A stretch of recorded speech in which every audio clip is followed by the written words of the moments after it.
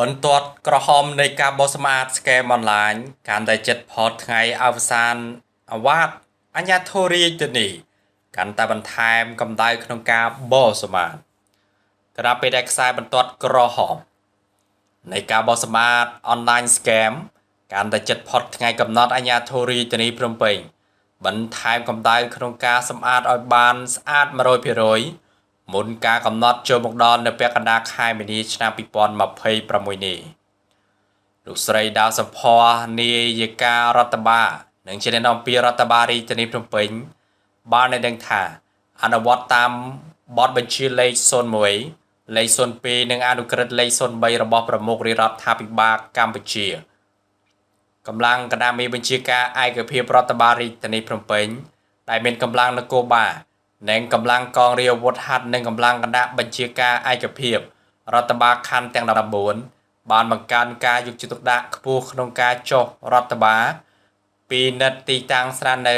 ប្រមូលផ្ដុំទាំងអស់ក្នុងក្របខ័ណ្ឌរាជធានីភ្នំពេញដើម្បីពិនិត្យលើការស្នាក់នៅរបស់ជនបរទេស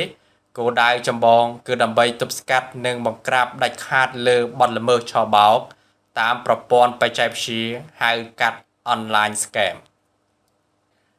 លោកស្រីអ្នកនាំពាក្យបានបញ្ជាក់ថាកិច្ចការងារនេះអាជ្ញាធរទូទាំងរាជធានីនឹងបង្កើនកម្ដៅក្នុងការបោសសម្អាត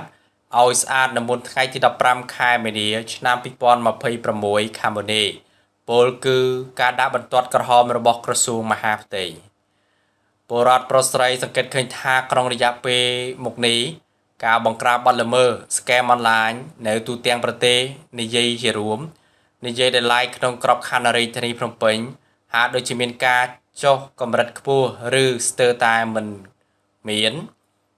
ក្រោយប្រមុខរាជរដ្ឋាភិបាលកម្ពុជាក៏ដូចជាក្រសួងមហាផ្ទៃកងកម្លាំងអាជ្ញាធរមានសមត្ថកិច្ចពាក់ព័ន្ធនឹងការយកចិត្តទុកដាក់បោះសម្អាតឧក្រិដ្ឋកម្មឆបោកនេះចេញពីកម្ពុជាដើម្បីធានាសន្តិសុខសុវត្ថិភាពស្ថិរភាពជូនសង្គមជាតិប្រជាជនទាំងមូលផងដែរពួកគាត់បានបញ្ជាក់បន្ថែមថាកម្ពុជារីកមុខរីកមាត់លើឆាកអន្តរជាតិតាមរយៈ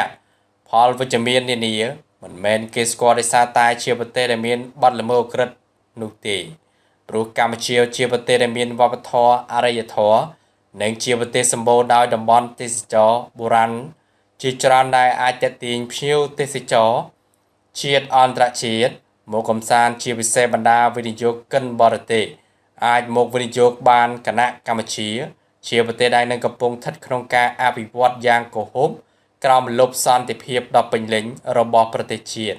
ដឹកនាំក្រោមកតេបណ្ឌិតរបស់សម្ដេចដៃជោហ៊ុនសែនសម្ដេចធិបតីហ៊ុនម៉ាណែតគូបញ្ជាក់ផងថាសម្ដេចធិបតីនាយករដ្ឋមន្ត្រី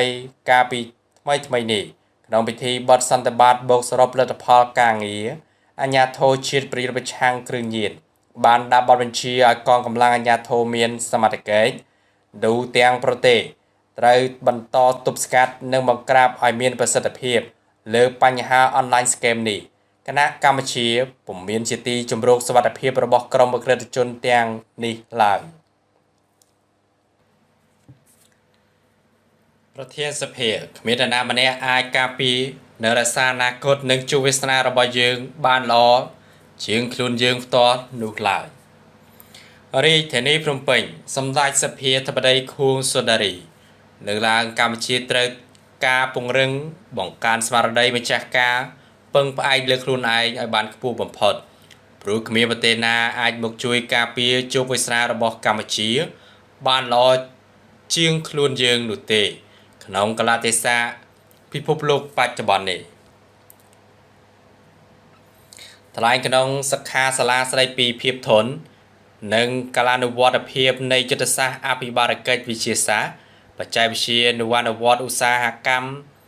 និងពាណិជ្ជកម្មនៅវិមានរដ្ឋសភារាជធានីភ្នំពេញនេះព្រឹកថ្ងៃទី12ខែមីនាឆ្នាំ2026សម្ដេចសភាធិបតីខួងសុដារីលោកមានប្រសាសន៍ថាពិភពលោកបច្ចុប្បន្នកំពុងកើនឡើងនៅបញ្ហាប្រឈមជាច្រើនប៉ះពាល់ដល់សង្វាក់ផលិតកម្មឧស្សាហកម្មស្បៀងនិងការដឹកជញ្ជូនផលិតផលជាដើមសិតតែរងផលប៉ះពាល់ដល់កម្ពុជាបន្ថែមទៅលើបញ្ហានៃសង្គ្រាមឈ្លានពានពីថៃក៏ជាបន្ទុកមួយដល់សន្តិសុខនិងស្ថិរភាពសេដ្ឋកិច្ចជាតិផងដែរ សម្ដេចបានបន្ថែមទៀតថាក្នុងស្ថានភាពបច្ចុប្បន្ននេះភាពធន់ជាតិគឺជាសមត្ថភាពដ៏រឹងមាំរបស់ជាតិក្នុងការទប់ទល់រាល់វិបត្តិទាំងឡាយត្រូវបន្តអភិវឌ្ឍខ្លួនឲ្យកាន់តែរីកចម្រើនសម្រាប់ថ្ងៃអនាគតសម្ដេចថាក្នុងយុគសម័យដ៏ស្មុគស្មាញនេះសន្តិសុខសេដ្ឋកិច្ចនិងសន្តិសុខជាតិត្រូវតែដើរទន្ទឹមគ្នារួមជាធ្លុងមួយក្នុងន័យនេះយើងចាំបាច់ត្រូវតែគិតឲ្យបានគ្រប់ជ្រុងជ្រោយទាំងគោលនយោបាយពាណិជ្ជកម្មវិនិយោគជាដើមសុទ្ធសឹងតែជាឧទាហរណ៍ឬអាវុធយុទ្ធសាស្ត្រដែលមានសារៈសំខាន់មិនអាចខ្វះបានសម្រាប់បម្រើឲ្យកិច្ចការពារជាតិនិងរក្សាការពារអធិបតេយ្យនៅក្នុងយុគទំនើបនេះក្នុងវេទិកានេះរដ្ឋមន្ត្រីក្រសួងចំនួន3គឺក្រសួងពាណិជ្ជកម្មក្រសួងឧស្សាហកម្មនិងក្រសួងប្រៃសណីនិងទូរគមនាគមន៍បានលើកឡើងថ្លែងជាបន្តបន្ទាប់អំពីសមិទ្ធផលដែលសម្រេចបានគោលដៅទៅមុខរបស់ក្រសួងក្នុងការពង្រឹងភាពធន់ការផលិតការផ្គត់ផ្គង់ក្នុងប្រទេសនិងការនាំចេញទៅក្រៅប្រទេសផងដែរគោលដៅរបស់រាជរដ្ឋាភិបាលកម្ពុជាក្នុងការជំរុញឲ្យកម្ពុជាក្លាយជាប្រទេសដែលមានប្រាក់ចំណូលមធ្យមកម្រិតខ្ពស់ក្នុងឆ្នាំ2030គត់និងជាប្រទេសចំណូលខ្ពស់នៅឆ្នាំ2050គត់នៅដដែលរដ្ឋមន្ត្រីពាណិជ្ជកម្មលោកស្រីចំនិមលបានថ្លែងបញ្ជាក់ដើម្បីឆ្ពោះទៅឧត្តមភាពពាណិជ្ជកម្មឆ្នាំ2050គត់កម្ពុជាត្រូវធានាការនាំចេញរបស់ខ្លួនក្នុងមួយឆ្នាំឲ្យបានយ៉ាងហោចណាស់8%ធ្វើយ៉ាងណាឲ្យមានការនាំចេញរបស់កម្ពុជានៅឆ្នាំ2050គត់ឲ្យបាន180,000លានទៅ200,000លាននៅឆ្នាំ2050គត់បន្ថែមពីនេះកម្ពុជានឹងពង្រឹងការផលិតរបស់ខ្លួនដើម្បីកាត់បន្ថយការនាំចូលផងដែរដោយលោកស្រីថានៅថ្ងៃអនាគតទំនិញទីផ្សារកម្ពុជា 75% គឺជាផលិតនៅក្នុងស្រុកសម្ដេចសភាធិបតីខួងសុររីក៏បានទទួលស្គាល់វឌ្ឍនភាពការបញ្ញារបស់រដ្ឋាភិបាលព្រមទាំងបានការណែនាំផងដែរថាឲ្យមានការពង្រឹងសេដ្ឋកិច្ចកម្ពុជាតាមរយៈការតបជាប់សេដ្ឋកិច្ចផ្ដល់តម្លៃដល់យុទ្ធនាការគ្រប់គ្រងផលិតផលកម្ពុជាបង្កើនការគ្រប់គ្រងដល់សហគ្រាសធុនតូចនិងមធ្យមការធ្វើបដិវត្តកម្មឌីជីថល